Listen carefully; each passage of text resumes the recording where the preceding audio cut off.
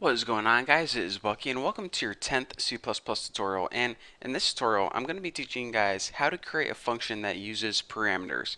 Now a parameter is quite simply additional information that function needs in order to work. So let me give you guys a quick example of this. Say you made a function to calculate the age of someone, how old they were.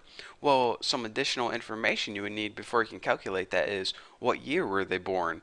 And once you have this information, you can calculate their age. So let's go ahead and now that we understand why a function would need additional information, let's go ahead and create a simple function to use additional information.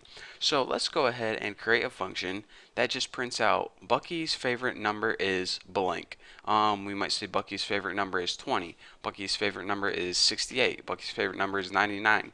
Well, since we don't know what my favorite number is yet, we're just going to go ahead and put a variable in place for that number. So since this isn't going to be making any calculations really, we can just go ahead and use void because that means return nothing. So name your function anything you want. I'm just going to name mine print crap since that's all it's going to do, print crap out on the screen. And before we just added these empty parentheses with nothing in between them, and then we coded the body right here. Well, whenever we use a parameter, you actually put that information right in your parentheses. And check this out. You know how I said we didn't know what that number is yet? And that's the additional information that we need. Well, since we don't know what it is yet, we just go ahead and we set it equal to a variable. And since this is an integer, we go ahead and set it equal to the variable int x. You can name your variable anything you want, but I'm going to name mine x because it's really simple, easy to work with. So now we can go ahead and we can add the body of this function. And all we're going to do in this function is print out on the screen Bucky's favorite number is, did I spell everything wrong? Yep, good to go. Bucky's favorite number is X. And then just go ahead and end that line. And now when our function runs, it's going to run something like this. If we say that our favorite number is 20, it's going to say Bucky's favorite number is 20. If we say that our favorite number is 10, Bucky's favorite number is 10. So we can run this function a bunch of times and give it a different piece of information each time, and it's going to work. So let's go ahead and remember, in order to use a function in your main, you just go ahead and you type the function name, and then you add your parentheses and your semicolon at the end. But whenever your function needs an additional piece of information, you need to give it that information inside the parentheses. So we know from making our function that it needs one integer in order to work. So let's go ahead and inside these parentheses, give it one integer, 20. So now what it's going to do is, well, let me go ahead and run this and show it to you guys. Bucky's favorite number is 20. Alright, so what happened is this.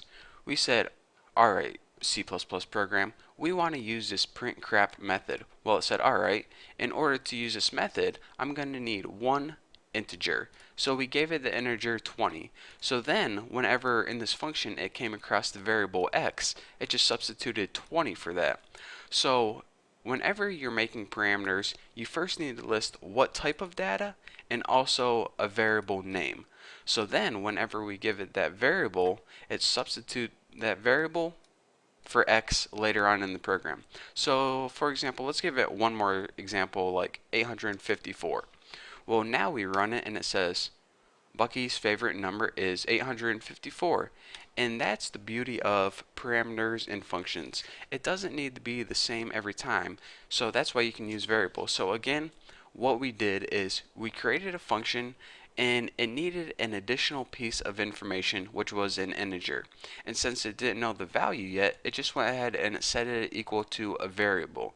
Then later on in the body, whenever it came across that variable, it knew whatever value you told it to substitute for x, that's what value is substituted for x.